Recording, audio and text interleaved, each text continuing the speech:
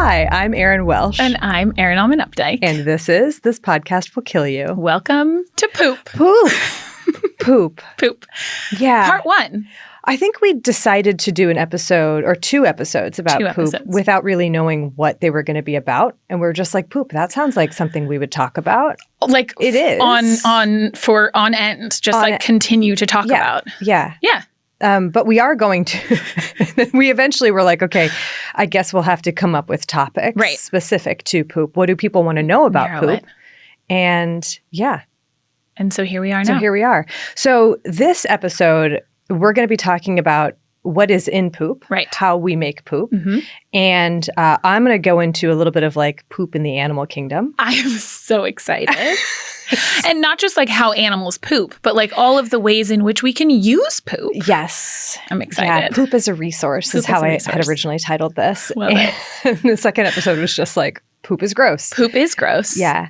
And next week we're going to go into, more of poop is gross. Mm-hmm. And then what happens when you can't poop the way that you should poop. That's what I'll talk about. Yeah. And I'll talk about like toilets, the history of sanitation, just how disgusting ancient Rome really was. I cannot tell you how excited I am to hear about how disgusting ancient Rome was. Well, I want to hear more about fiber and peristalsis. I'll tell you about it. I'm not going to tell you that much about peristalsis. I just like the word, Erin. It's a great word. I just wanted to be able to say We'll say it multiple times.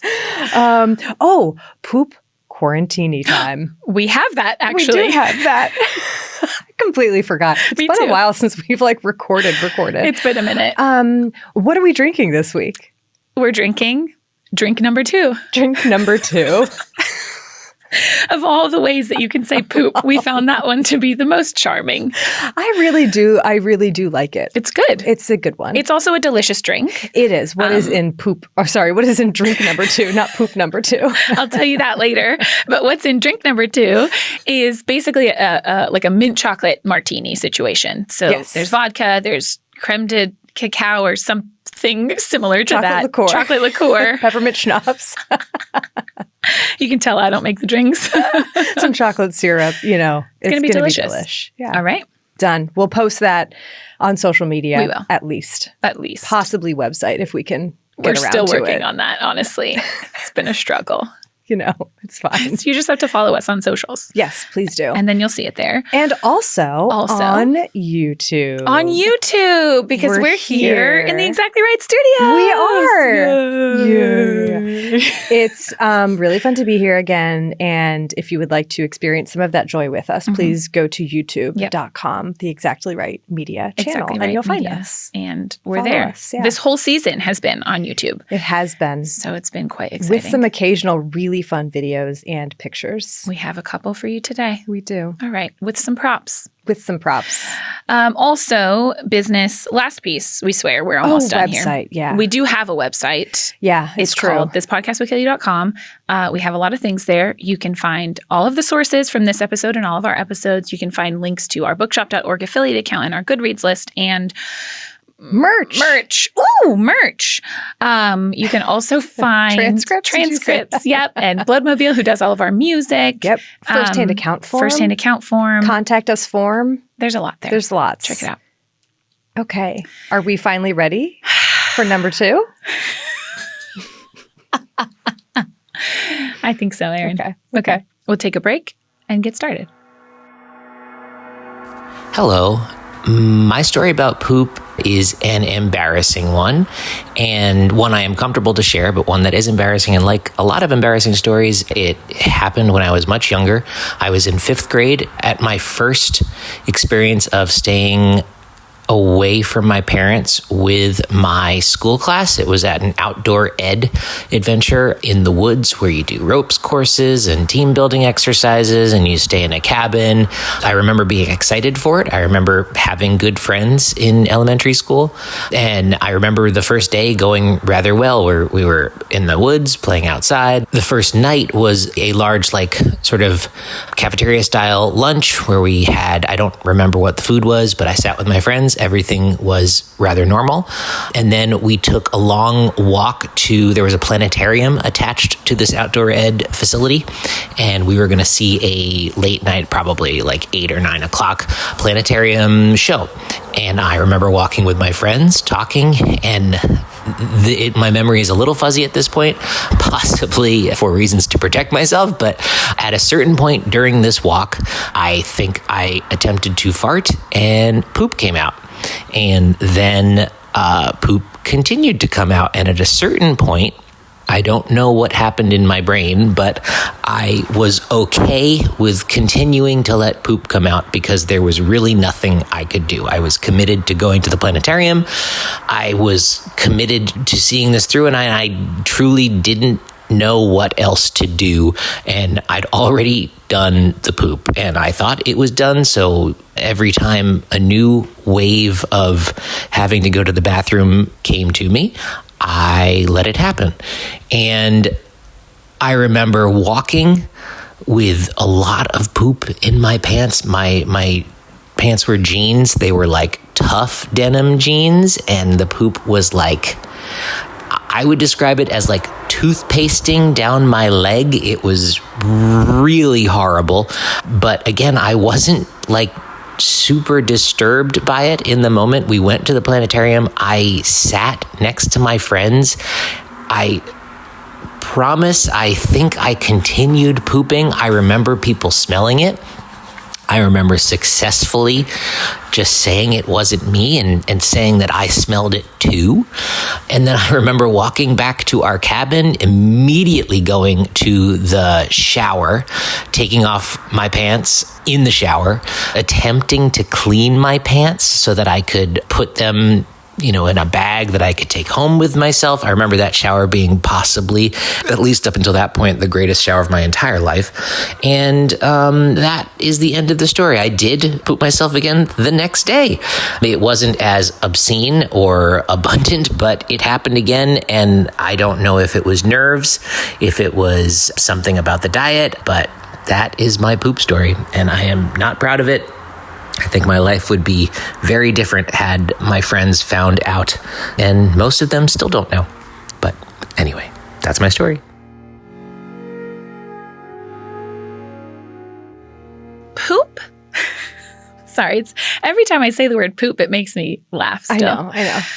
Poop is the non-digestible parts of our food. Yes. Mixed up with a bunch of digestive juices, mucus, left off cells from our GI tract, and of course, tons of bacteria, both living and dead. What do you mean by tons? Oh, I'll tell you. Okay. Just you wait. So I thought that for the start of this episode, and this series really, where we're going to be talking so much about poop, it feels important and also fun for me to go through the process of digestion and learn how we make a poop together. How we make a poop together. Learn together how we make a poop. Okay. I prefer that. Yes. Miss Frizzle did this on a lovely journey through Arthur's digestive tract. I still remember this. Same.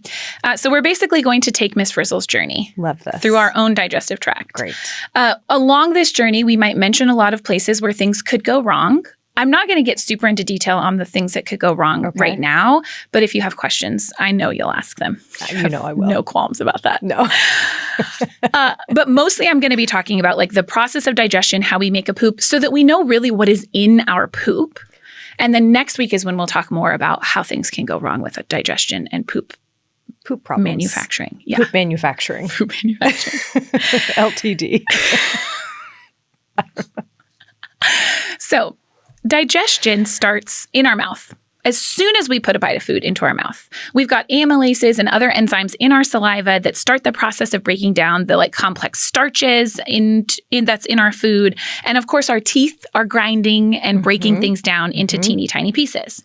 As we swallow, that food matter will pass through our esophagus, aided by these muscular contractions that you love so much that we call peristalsis. Peristalsis. As well as aided by all of that saliva that we mixed our food up with. And then our esophagus has to travel all the way, like from our mouth, basically, down through a hole in our diaphragm, which is that muscle that separates our chest from our abdomen, through a hole in that diaphragm, and then through a sphincter called the lower esophageal sphincter. Sphincters are a recurring theme. Oh, yeah, in our GI tract. They are essential. Exactly. Yeah. Very much so. And our food bolus, which is what it's called at this point, will land with a splash, I like to imagine, in the digestive acids of our stomach. Okay, so it's like a sea of acids. A little sea. It's probably not realistically, but it's the way I like to imagine it. Okay. And our stomach is up in the upper left-hand side of our belly. Got it. Okay. And there in our stomach, it will churn literally with muscular contractions and burn literally with hydrochloric acid, as well as other enzymes that our stomach makes like pepsin and other things to further break down our food and create this kind of like liquidy, mushy mass that's called chyme. Chyme. And our stomach then lets that chyme out a little bit at a time through yet another sphincter called the pyloric sphincter. How little at a time? What do you mean? It's a great question. So the amount of time, how little, it kind of depends on what it is that you're eating. So liquids like are going to... Like a donut that we just ate. It usually takes, half of our food will be emptied from our stomach in about an hour or so. Wow. Okay. And then the rest of it can really just depend on like how much fat was in it, how well we chewed it, because bigger pieces that are larger than like 2 millimeters cannot pass through that sphincter. So they have to be broken down further before they can pass through. And all of that just happens in our stomach. So it's doing all of that. But usually between 2 and 4 hours, your stomach is completely empty after a meal. 2 and 4 hours. And more fat means longer time digesting? Exactly. Okay. Yes, because it kind of sits on top because it floats. And so then it, like whatever, takes longer for it to kind of end up passing through that sphincter. Right. And in that way, our stomach is a really important regulator of our digestion, right? Because it is slowly letting food, or chyme rather, out of our stomach into our small intestine at a rate, ideally, that our small intestine can actually handle it.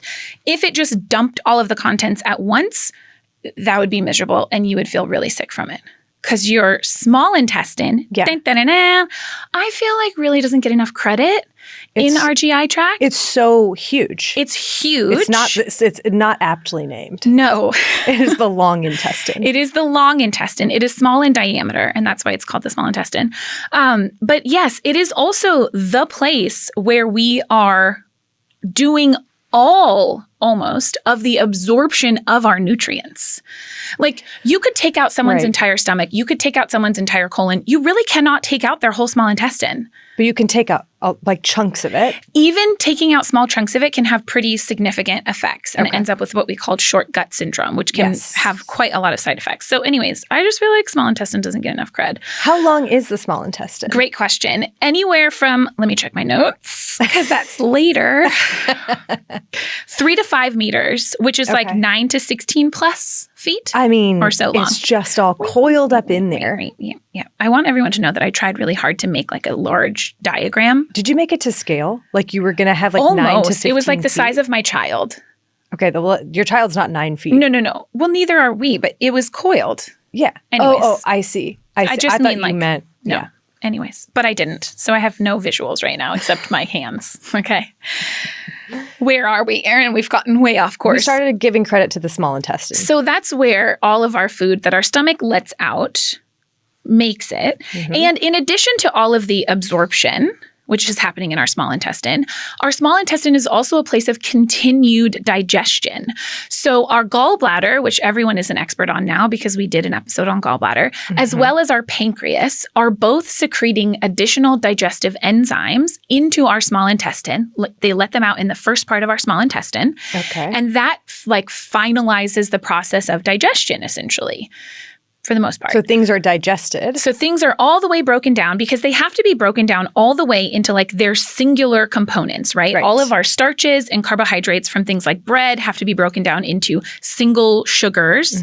Our proteins have to be broken down into single amino acids. Fats have to be broken down into fatty acids so that in our small intestine, they can be absorbed through that intestinal wall and into our bloodstream so that we can actually use these things. So it's like digestion, extraction, excretion. Yeah. Okay. Yeah, except the colon does more than excretion, and we'll get there in just 1 second. So that's our small intestine and what it's doing the whole way down. There's like 3 different parts that have different names, and each of them absorb different things. Don't ask me any specifics. Most all of everything is absorbed within the first 2/3. So that's our duodenum and jejunum, the first parts of our small intestine. And then the last part is called the ileum. And there, even though most things have been absorbed by then, a few things are very important to be absorbed only in that spot, like B12, as well as our bile salts. Throwback to our gallbladder episode. Interesting. Why? It's so specialized. Yeah. Each part of our system has a purpose. And then at the end of this 16-ish feet journey, there's yet another sphincter, the ileocecal valve. Okay, I just have to say that all of my favorite words apparently are digestive words. Sphincter, peristalsis, duodenum. Yeah, not sphincter. It was the ileocecal.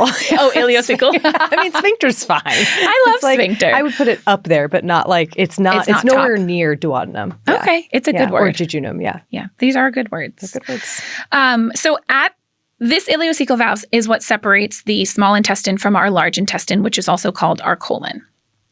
And our colon, it kind of is the star of the show when it comes to poop, because this is where this mushy mass of chyme and digested food bits that are left over turns into poop. This happens in our colon.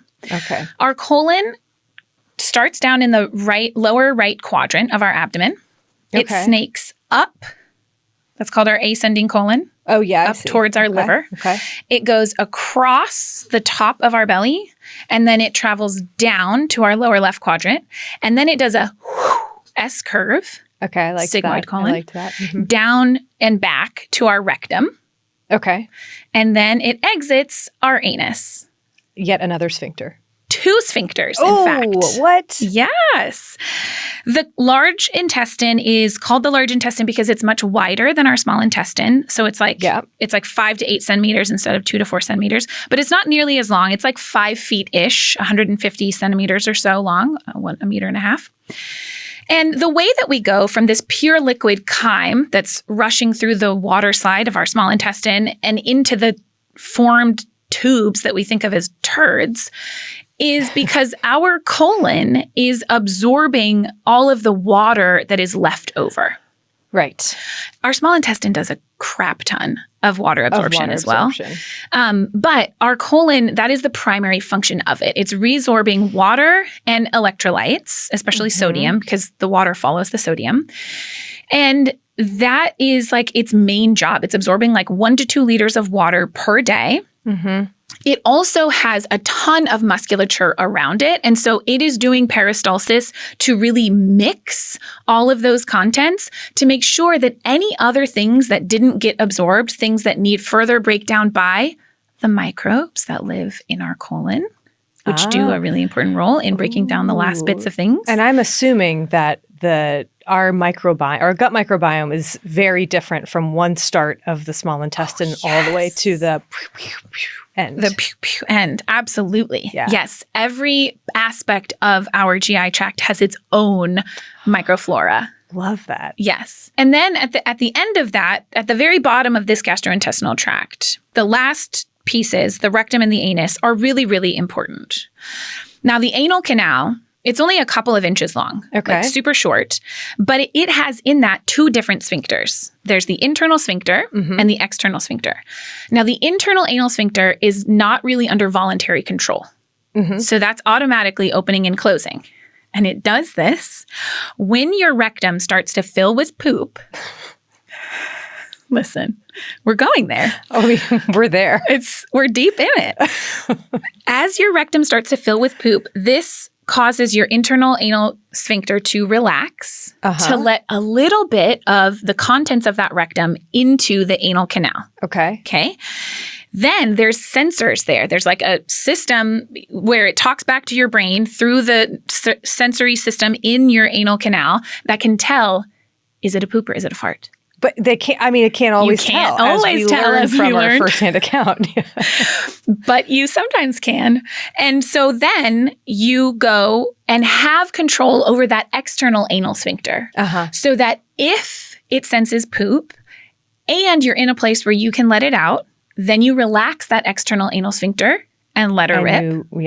You poop. Or you sense that there's poop and you're like, I'm not there yet. And so you can clench that external anal sphincter, which everyone's probably doing right now as they listen. Or you can sense that it's a fart and you're like, now's the time. Now's the time. Release. Okay? And hope you're right. And hope that you're right about it. And that is how we make poop. Amazing. Isn't it? I just really feel like that journey deserves credit. So there's more peristalsis. The large intestine, or the colon, is the star when it comes to peristalsis? Everything is peristalsising. Because you need it to be able for your food to even make it to your stomach to begin with. Your stomach has a lot of musculature and it's also contracting, but your colon just has like a different setup of muscles where they have these like transverse muscles that run along the whole colon as well as around. Okay. So they just do a little different types of contraction to really form those turds.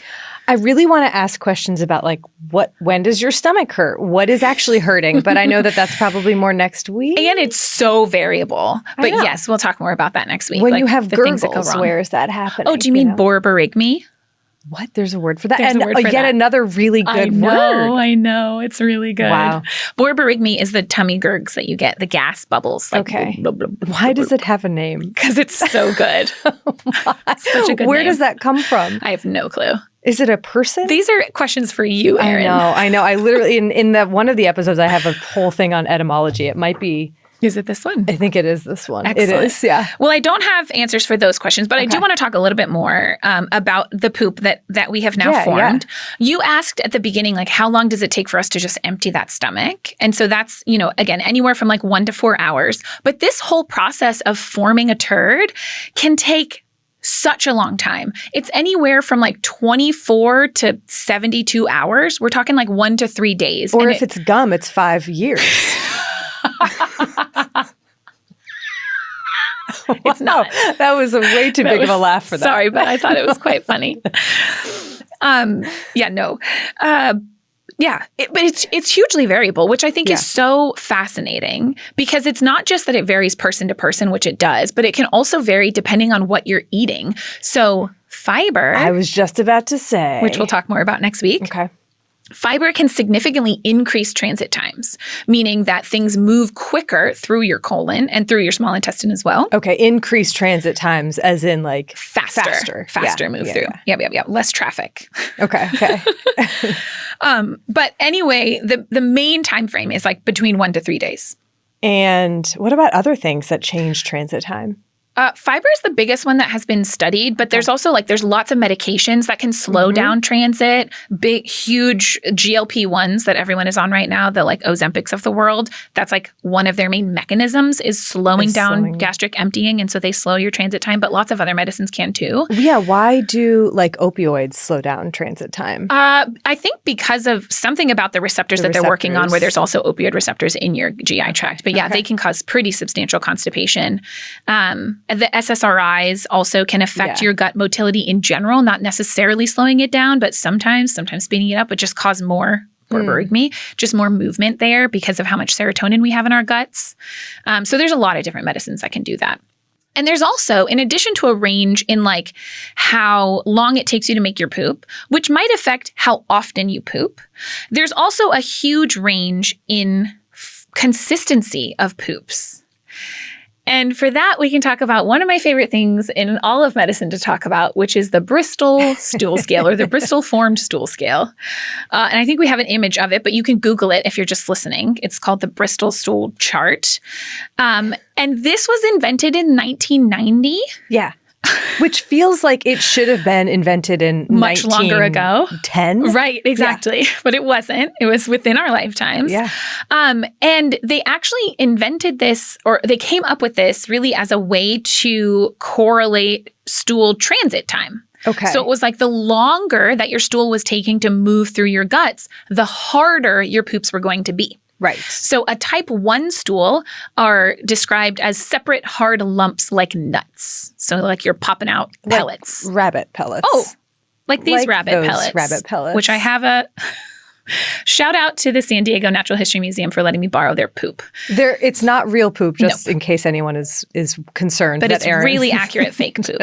So yeah, like hard rabbit pellets is like a type 1. And then a type 7 is just like pure liquid poop. Just like completely watery, no pieces type of poop. And an ideal poop is considered usually between 3 and 4 and sometimes a type 5.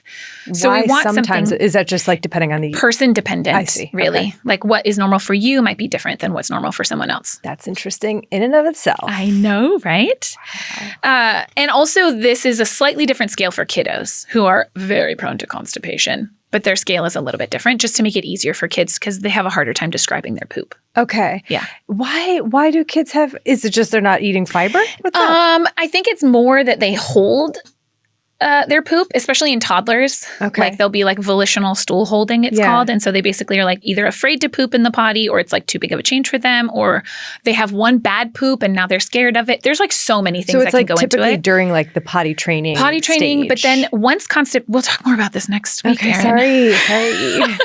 But once constipation starts, it's really hard. Like it's a vicious cycle. Oh. Yeah. It's a hard thing to break. God, Next I wanted week. to ask Next questions. week. I know. Next week. Okay. But that's like how we make poop. These are the ways that our poop can look. Yeah. Really varied. I don't know what other questions that you have about poop. Fiber. Talk to me about fiber and No. Excuse me. What do you want to know? I'm going to talk more next week about fiber. Okay. What fiber does on like a general level is it holds on to water. It holds on to water. So fiber are parts of plant material that we cannot break down ourselves. Some parts of fiber, our gut bacteria can break down, and they do so. And when they do, then they usually produce gas. And so that's why sometimes fiber can make you real bloated and gassy. Yep. Because your gut bacteria are so thrilled about it. But other times they don't really break it down. And then all it is this basically like large structure that holds on to water. And so because your colon is mostly just absorbing water, the more fiber that you have, the less water that you're absorbing from that. Okay. So the softer your stool stays. It also provides this like bulking agent, which then your colon can peristalse against. And that is why it moves along as well too. Okay. So that's basically fiber. I do have a question. I was thinking. So, so you talked about that the poop is our undigested the leftover foods. Leftovers. Yeah. Leftovers. And then it's also bacteria and some of our own gut microbes. Yeah. How much of it is gut microbes? What about our intestinal shedding? Tell me about that. I'm so glad that you asked. That's the last thing I wanted to tell you. Oh my gosh. It's like we work so well together. So, because that gets into like, okay, I said that it's just the leftover parts, and now we know what our guts are doing the whole way down. But like, what really is our poop made out of? When you see a turd in the toilet, what is it really? Right? Well, it's on the stool scale. On the stool scale. Yeah. 75% of our poop is just water. 75%. On average. Okay. If we're talking like a Bristol 3 to 5. Sure. Okay. The more constipated, the harder the stool, the less water it's going to have. Mm-hmm. But so 75% or so of it is usually water. And the remaining 25% is like biomass. Up to 55% of that biomass is bacteria. Wow. And up to 50% of that bacteria are still alive of those bacteria. Sorry for my grammar.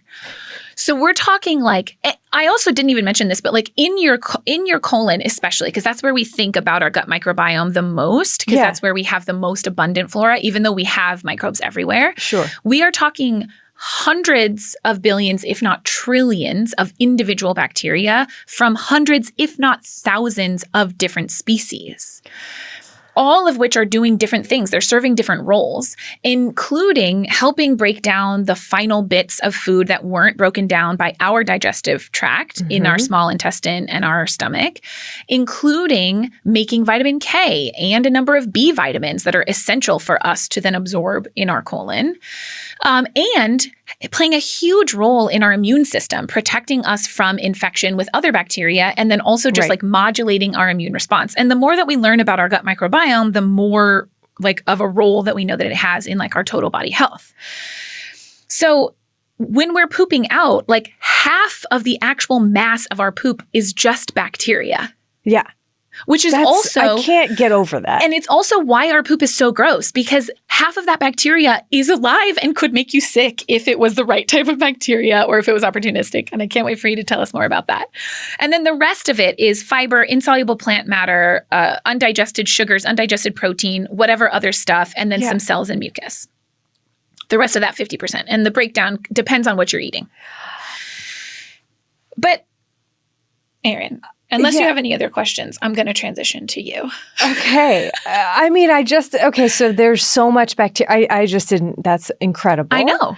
I do have a question about just like water in general. Mm-hmm. So, obviously we're drinking a lot of water. Yes. How does dehydration play a role in poop formation? Huge role, especially in constipation. Uh-huh. So like one of the biggest risks with diarrhea is that your colon is not absorbing that water. Yep. And so you're at really high risk of dehydration because now you're losing 1 to 2 liters of water or more, depending on how much you're pooping. And so that's a huge risk of diarrhea. And so if you are dehydrated, your colon is still going to absorb 90% or more of the water that is left in your colon. Okay. But if you are dehydrated to begin with, then you're not drinking as much water. There's not as much water making it there. And so that's why you're at risk of constipation. Got it. My second episode is now also done. Just kidding. So I'm going to just end this by saying, if we think back again to what our poop is made out of, right? Yes. It's bacteria, it's plant matter, it's fats and proteins. If you go even more nitty-gritty on it, our poop is hydrogen and oxygen, water, carbon, nitrogen, especially from the bacteria and undigested protein. And then there's some amount of inorganic matter that we haven't used or that came from these cells like iron and calcium and phosphate. There's salts. So really, Erin, poop is just the building blocks of life. Duh. So tell me about how animals use it. Oh, I can't wait. Great. I cannot wait. We have so many names for poop. I know. So many names. There's excrement, which comes from the Latin to separate or sift out. Okay. Turd. I One love of my turd. faves. It comes from similar meanings, Okay. which I find interesting. To split, flay, torn off the body. Interesting. Crap originates from the word for residue, specifically from rendered fat. I love the word crap. I do too. I think turd is still, but like crap is more versatile. Right. Like, crap. Yeah, I can imagine my 2-year-old saying it and it just cracks me up. There's feces, which is from the Latin for sediment or dregs. Stool, I don't need to take us on that etymological journey. It's longer. But it basically is like thrown as part of it, which I find fascinating. Like thrown, like a chair? Thrown, like toilet, yeah. Oh, interesting. It's like, okay, fine, I'll take us on this journey. It starts as seat for one person, as in like thrown, and then to the other stool that we think of today, like the stool, like the little chair. stool, to then privy to then poop. Huh. Yeah. Interesting. Dung, manure, poop. Do you want to know where poop comes from? Yeah. It comes from does not come from poop deck, which I think is a common. Like swabbing the poop deck? Yep. Those are not the same? Not the same. Oh. Not the same etymological origin, I think. So poop probably comes from the Middle English word paupen, referring to the sound a horn makes, which then became fart. Fart? And then through onomatopoeia became poop. Poopin'. And then there are so many words that we use to describe animal poop. Droppings, scat, which means any wild animal poop.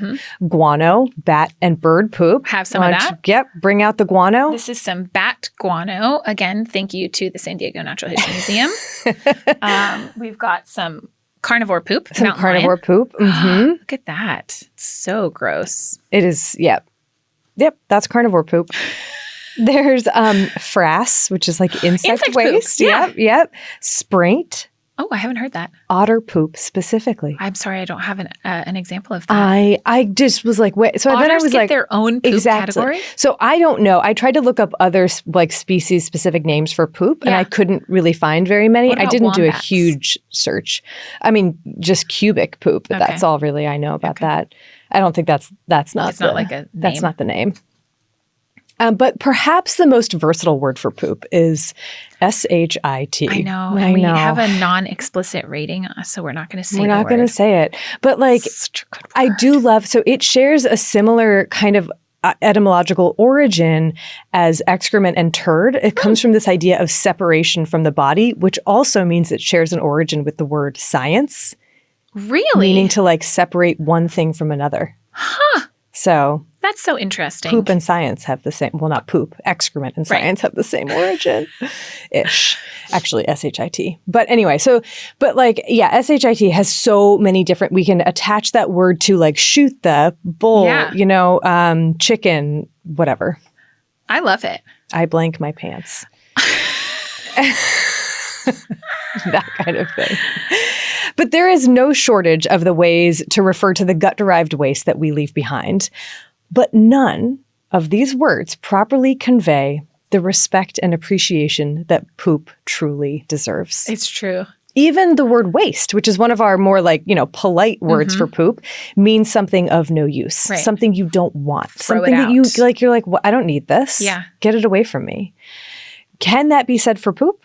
I mean, as a species, we have devised massive, intricate sewer systems, true feats of engineering to increase the distance between us and poop.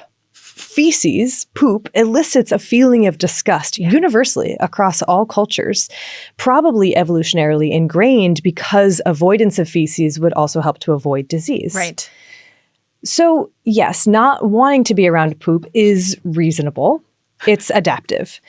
But labeling it as waste really only tells one part of the story, poop as a problem to deal with. Mm-hmm. And that's the story that I'm going to tell more of next week. Okay. But this week, my goal is to shine a more appreciative light on this dark matter. Dark matter, that's another good one.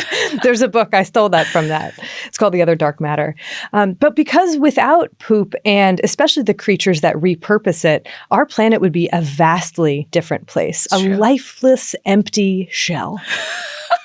So we have a lot to thank poop for. Yeah. And we had a parasite appreciation hour at one point. This is the poop appreciation hour. Oh, I love it. I'm here for it. Yes. Let's appreciate some poop. Let's appreciate it. Okay, here we go.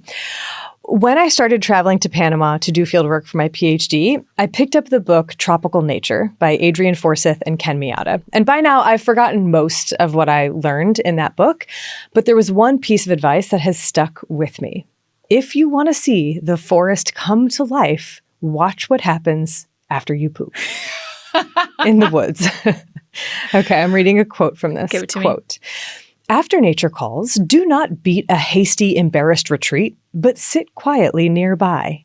The earliest contestants will arrive soon after you settle down. First are the tiny dung scarab beetles and metallic otidid flies. The later arrivals are larger and behaviorally more complex scarab beetles. Upon landing, they embark on a series of maneuvers designed to secure a private cache of food that they will either eat themselves or barter for copulatory rights. While the scarabs are carting away dung, long, sleek staphylinid beetles arrive on the scene. Agile and voracious, they burrow under the dung mass in search of their prey. Of all the dung deposited in tropical rainforest, human scat is the most avidly sought and the most quickly removed. More than 50 species of dung scarabs may converge on a pile of our manure before it is gone.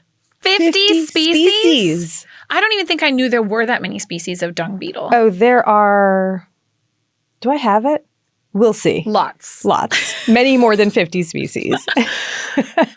Isn't that great? Yeah. I love that. So anyway, that is a piece of advice that I will also say, do this. Do poop in the woods. Do poop in the woods. Poop in the woods. In the tropics specifically? Like, does it have to be tropics? No, there are dung beetles on every continent except Antarctica. Wow. Yeah. They really are the unsung heroes of poop. I mean, in fact, all heroes of poop. including like the microbes and the fungi. And they're just so cute. And they're so cute. They're all unsung, right? Because no one really appreciates dung beetles. What they do for the environment. Yeah. Because without them, we would be buried in the stuff because they take our waste product and they use it themselves, or they turn it into something that other organisms like plants can use. Case in point, Australia in the years following European colonization. Okay. Dung beetles are globally distributed. Like I said, every continent except Antarctica, but they can be pretty picky about the poop that they utilize. Okay. When cattle were introduced to Australia by Europeans, the dung beetles there, which had evolved on a diet of marsupial poop primarily, Interesting. were not interested in this new cattle dung. Oh, no. And the poop began to accumulate at a rate that approached 33 million tons per year. Oh, no. Just mounds. It's like honestly so much poop that you can't imagine. Even 33 visualize. million tons? Yeah, I'll talk a little bit about more other poop quantities that there's better visualizations, but this one I don't have a good one for. It's huge. Huge. Pest fly populations grew out of control and grazing land shrank because the cattle were like, I'm not going to graze near these towering piles of manure. That's gross. Yeah. And after about 180 years of this, the government decided they just couldn't take it anymore. 180 years. I mean, that's like when the first cows were imported. Okay, but still. Yeah, the first fleet, yeah.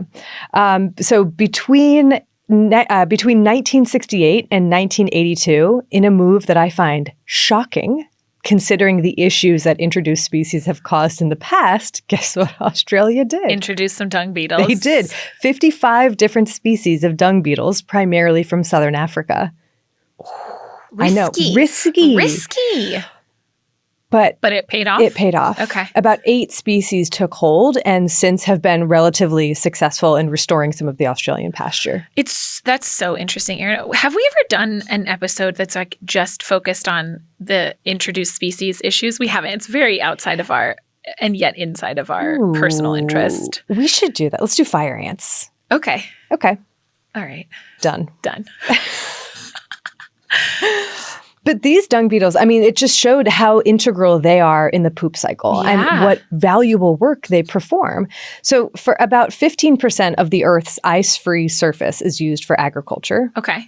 And that translates into a lot of livestock dung, much of which is handled by dung beetles and other decomposers. In 2006, that's like, it's 20 years ago, but you know what? It's fine. Dung beetle contributions to the U.S. beef cattle industry alone were estimated at $380 million per year. And no one's paying them. They're getting paid in poop. And they're happy about that. They're thrilled. Yeah. By reintegrating dung into the landscape, dung beetles are helping to fertilize the soil, cycle nutrients, distribute seeds, both reduce and distribute parasites, which have a role in ecosystems as well. We still appreciate parasites. We love parasites. They control pest fly populations. Some are even pollinators. Really? Yeah, I don't know how, so don't ask. That's fine. For the past 40 million years, dung beetles have been bringing new meaning to the phrase, one man's trash is another's treasure. Oh my God, I love it. Yeah. Over 5,000 species. There it is. I do have it. 5,000 species. 5,000 species. I mean, it makes sense though, because like, think about niche differentiation. Like, I know, but just of dung beetle. Dung beetles. Oh, insects are so cool. I know. Okay. Speaking of, if you are watching on YouTube, we have these sweet dung beetle shirts. Shout out to UC Davis Entomology Department. And there are other cute shirts that we saw there too, but we just had to have these dung beetle shirts. Thank you for selling them. Yes.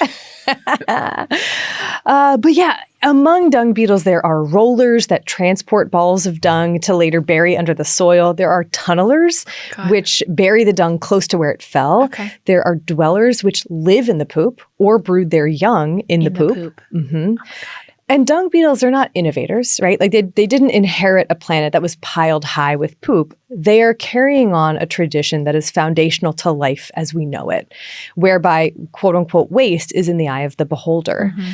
For the earliest microbes, oxygen was thought was waste, right? It was a toxic byproduct. Yeah.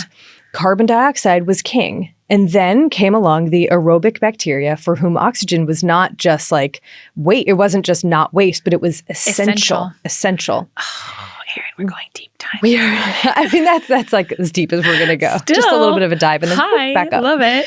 But what one organism produces as waste, another views as an opportunity. For us, we may view the poop that we produce as waste and nothing more. Like, get this away from me. It stinks. It's gross. It's going to make me sick. But for dung beetles and flies and earthworms and soil microbes and fungi, our poop is a rich substance packed full of nutrients. It's a place to raise your young, to make your mark, and to do your part to reuse and recycle. I love imagining them like telling their kids this, like, okay, kids, you get ready. Carry on the family biz.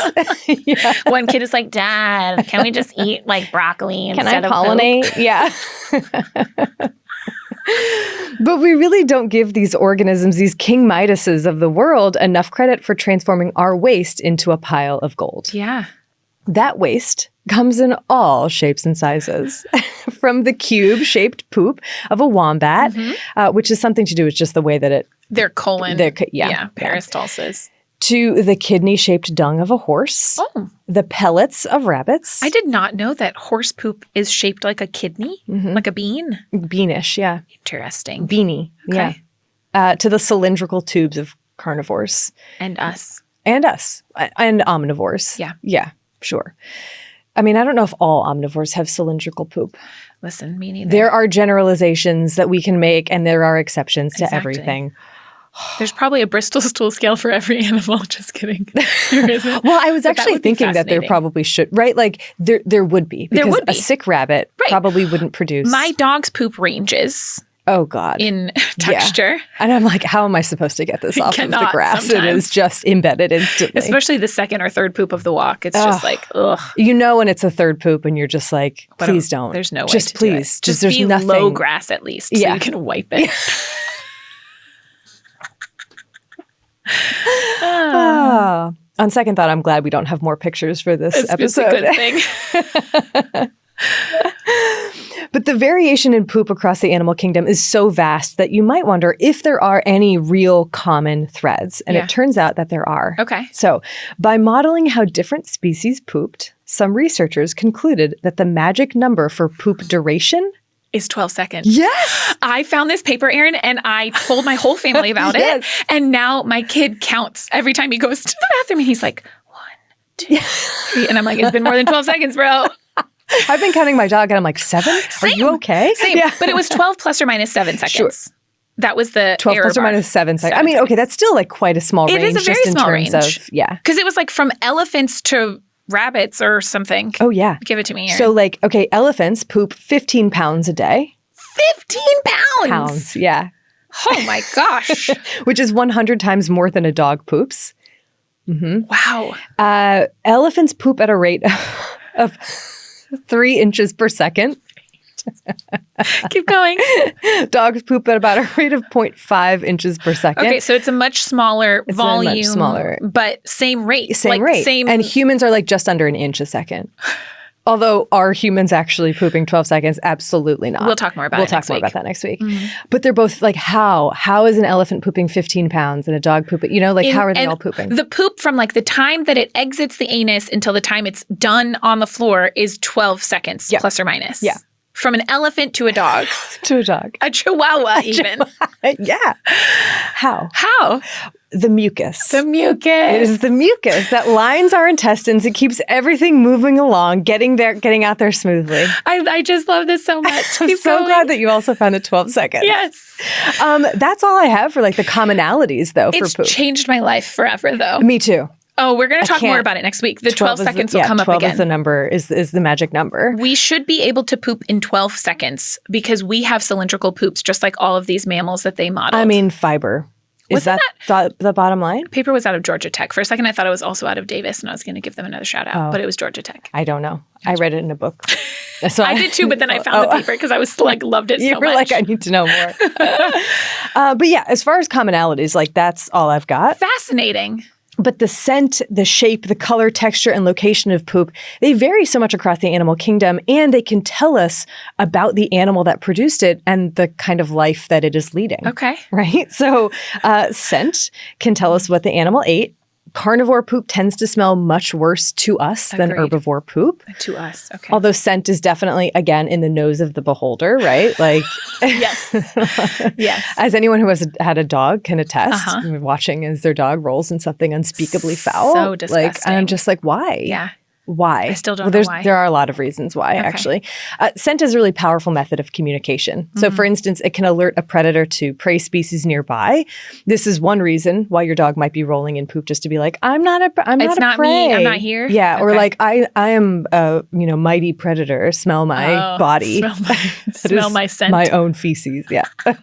Okay. So it might be like a disguising of scent. Okay. Sharks apparently can recognize the poop of seals and humans and may use it as a cue to like, oh, there's prey nearby. Certain sharks. Wow. Yeah. I feel like you hear so much about how much sharks can scent blood, like they can sense blood, but I never thought about them using poop as that makes sense because it would just be floating in the... Right. Interesting. And also poop would tell you more about the individual animal than blood. Than just blood. Yeah. Right. Blood is just blood. I mean, I'm sure blood is also a cue, but like poop apparently too. Juicy seal. Yep. Up ahead to the right. Take a left at the buoy. Coral I don't know. Yeah. Some species bury their poop or they shoot their poop in a projectile manner to throw predators off the trail. Butterflies do this, called frash shooting. Oh my gosh. Yeah. Okay. Yep. The smell of poop can also signal to other members of your species like, hey, this is mine. This is my territory. Okay. Paws off. Yeah. I feel like big cats do that. Hippo. Yeah. And also hippos do this. Big cats do this. Yeah. Okay. Yeah. Their tails will be like helicopters and they're like, poof, poof, poof, poof. And it just like shoots out. Getting their poop all over their little spot. Mm-hmm. Okay. Some species have specialized glands that leave concentrated scents, like dogs. They might even have, other species have communal latrines where they all go poop. It's kind of like a very stinky message board. Like, hey, what's everyone up to? Who's down to like party this weekend? Do they hang out there or? I don't think they hang out there. I think they just poop and walk away. Yeah. Certain infections might make poop have a distinctive smell, like C. diff, kind of warns like, hey, I'm not good. I'm unwell. Don't roll in this. And for those species that have a keen sense of smell, poop is a rich source of information. And we humans have harnessed that power for our own data gathering. What? Oh, yeah. Tell me. So there are several researchers that have trained dogs to search for and alert to the poops of certain species to help with like estimating biodiversity or where animals are distributed in a region, things like territory size, habitat preference, diet composition, and so on. It's hard for us to find poop in a landscape, but a dog is like, whew. They know exactly where it is. Yeah, you just got to train them to not roll in it. So then they use the dogs to find the poop and then they examine the poop. They'll look at the poop. Yeah. Oh, fascinating. Yeah. That's so cool. There are even whale poop sniffing dogs. Whale poop? Whale poop sniffing dogs. Oh, yeah. Whale poop is, I cut a huge, there was like a quote about the different colors and shapes that whale poop can come in. I've never thought about whale poop. Oh, yeah. Do the dogs sniff the whale poop on the, when it washes up on the shore? I think they go on boats. They go on boats and they can sniff it from the water? I think because it's pretty diffuse. Like it'll just... What? And like a plume. Oh my God, I love this so much. And so there are some dogs that will I think it's orcas specifically, they'll track individual whales to be like, okay, let's now test the water or test the poop and let's check their health. Oh my God. I know. That's so cool. I know. And so we may not be able to smell as well as our canine companions, but once we get our hands on some poop, there is really no end to what we can tell. So Erin, you took us through the Bristol stool scale, but that's just one species. Right. Consider the variation that you might find if you are tracking a black bear throughout the course of a year, right? Like where does that bear live? On the east, in the east, on the west, north or south? How does that influence its diet? Is it a cicada year? Is it living in a more urban environment and digging in trash? Yeah. Or is it just total wilderness? Yeah. Is it eating huckleberries or blackberries, fish or squirrels? Is it an older bear or a baby bear? Are there parasites? Is it stressed? I mean, poop is an informational pile of gold. Yeah. even if we don't know whose poop we've just stumbled upon on a hike in the woods, we can usually make some guesses based on its shape or its size. Carnivores tend to poop less than herbivores. Their scat often will contain like hair or bones. And so if you see that, you're like, oh. Carnivore. Yep. There's a little coyote. Yep. And it comes in a more cylindrical shape. Herbivores, on the other hand, poop way more. And their poop tends to be floatier with plant material. So that's carnivore. If you're tuning in on YouTube, we have some carnivore samples. Poop, some herbivore poop. Some herbivore poop. So that's like mountain lion and rabbit right there. Poop. And so like the herbivore poop is like floatier poop. There's plant material, and it could vary from like sheep pellets to cow pies and so on. Yeah. And it depends in part on how much moisture an animal retains. Of course. As we know. So for example, we think of these rabbit pellets as little hard balls, but rabbits also produce another type of poop that is softer and more nutrient dense. And we don't really see this type of poop because they produce it in their dens, and they typically eat it straight away. I knew you were going to say right that. From the source often. They eat it themselves? They eat it themselves. I mean, a lot of animals will eat their baby's poop too. And that's for a number of reasons.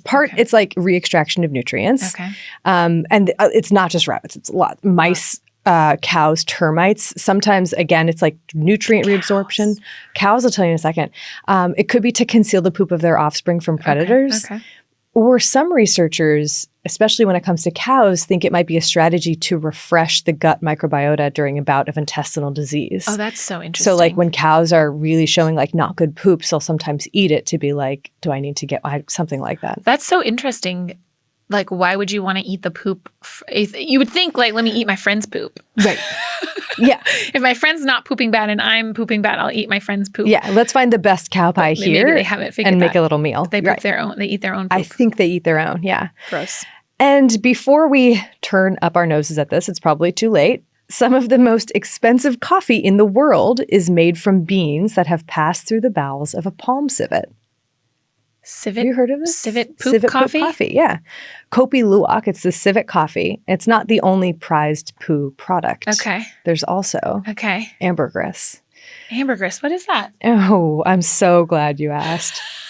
I am so glad you asked. I mean, I was going to tell you anyway, but...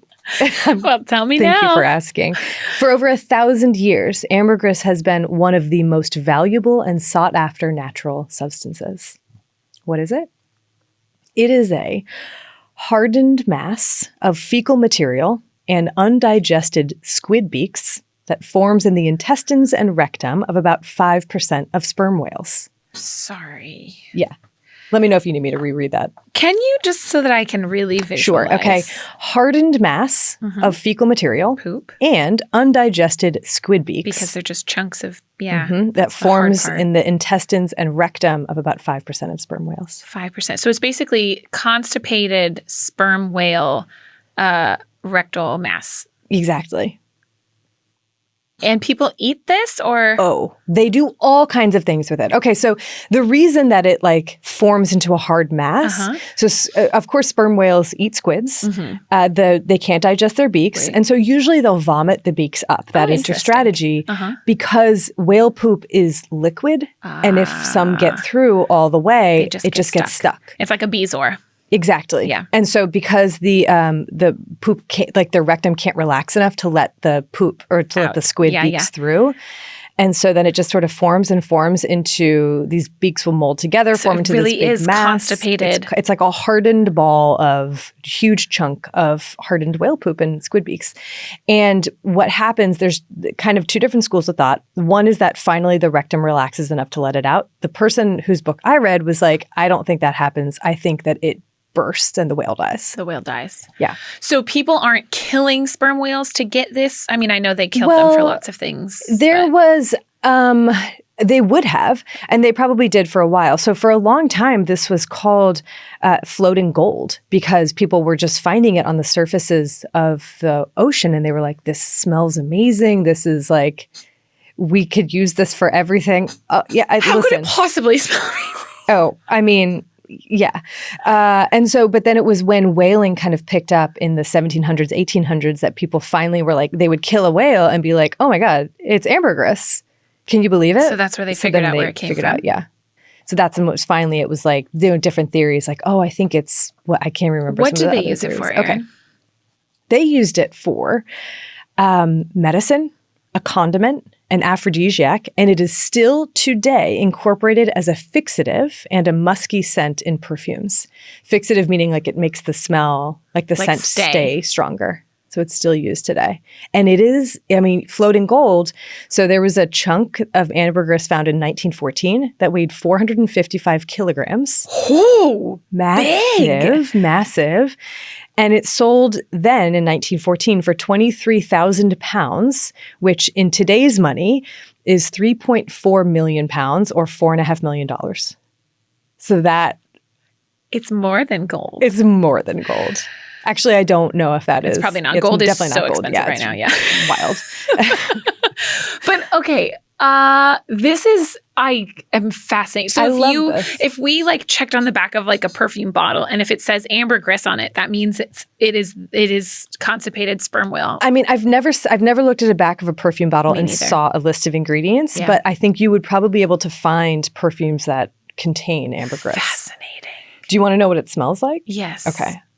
According to a New Scientist article, it has a rich and complex odor consisting of, quote, fine tobacco, the wood of old churches, the smell of the tide, sandalwood, fresh earth, and seaweed in the sun. I believe seaweed is fresh tide. Because let me tell you, I've smelled a lot of squid in my life. I want it to be fine tobacco and the wood of old churches specifically. That's quite specific. Right. What about an old church? You know, I know, there's some... How old? I don't have any answers. I don't either. I have no answers. I mean, I'm left totally baffled still. Okay.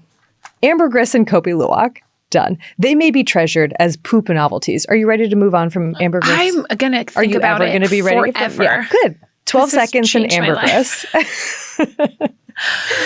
But these two, they're not the only way that poop can be used. Okay. Poop can be used as fuel, as insulation, as insect repellent, as fertilizer, as building material, as paper. One elephant can produce enough dung in one day to make 115 sheets of paper. How do you make paper from poop? Fiber from the undigested plant material. Are people doing that? Can I buy elephant poop paper? Google it. Okay. Yeah. Well, you know. We will after this. We'll make some. Yeah. We can DNA test it to determine the diet of an animal or catch a criminal. Oh. This was done by matching DNA of dog feces at the scene of a crime to dog poop on the suspect's shoe. Oh, fascinating. Isn't that wild? Yeah. I mean, talking about like thinking outside the box. It was coming from that dog. It was that same pile of poop. Yep. On a shoe. Because they saw, like, I think in the crime scene photos, there was like a smear, like the dog poop smear. And then someone had it. Yeah, that's why you got to clean your shoes. I mean, or just like not, murder people. But you choose. Both and. But poop is so crucial ecologically in seed dispersal and parasite transmission.